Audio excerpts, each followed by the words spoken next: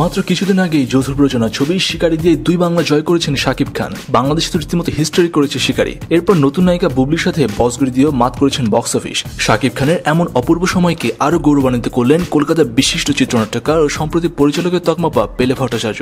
সম্প্রতি এক সাক্ষাৎকারে শাকিব খানকে পুরো এশিয়ার সবচেয়ে সুন্দর হিরো বলে উল্লেখ করেন পেলে। তিনি সালমান খান, শাহরুখ খান, আমির খানের থেকেও বেটার লুকিং বলেন শাকিবকে। এছাড়া তার ঘরের নায়ক দেব, জিৎ, অঙ্কুশদের চেয়েও এগিয়ে রাখেন শাকিবকে। কথায় কথায় তিনি জানান, অ্যাকশনের হিসেবে জিৎ খুবই ভালো, মেয়েদের কাছে রোমান্টিক হিসেবে দেব খুবই জনপ্রিয়, অঙ্কুশ কমেডিটা ভীষণ ভালো করেন। আর শাকিব খানকে দিয়ে অ্যাকশন, রোমান্টিক, কমেডি সব ধরনের চরিত্রেই ভালো অভিনয় করানো সম্ভব। শাকিব খানের জন্য পরামর্শ দেন পেলে, তবে একজন পরিচালক বা স্ক্রিপ্ট রাইটার হিসেবে নন, একজন ভক্ত হিসেবে। শাকিব খান শিকারের জন্য কয়েক কিলো ওজন কমিয়ে এনেছিলেন, কিন্তু বাংলাদেশে আসলেই তিনি খানিকটা মুটিয়ে যান। শাকিবকে নিজের স্বাস্থ্যের দিকে বেশি বেশি নজর দিতে বলেন পেলে। দর্শক, শাকিব খান এতদিন বাংলাদেশের চরম জনপ্রিয় হলেও এখন কলকাতার বিখ্যাত পরিচালকরাও তার সুনাম করছেন। জানান আপনার মন্তব্য। আর উল্টাপাল্টা মিথ্যা খবরের জন্য নয়, আসল খবরের জন্য সাবস্ক্রাইব করুন খবর টিভিকে।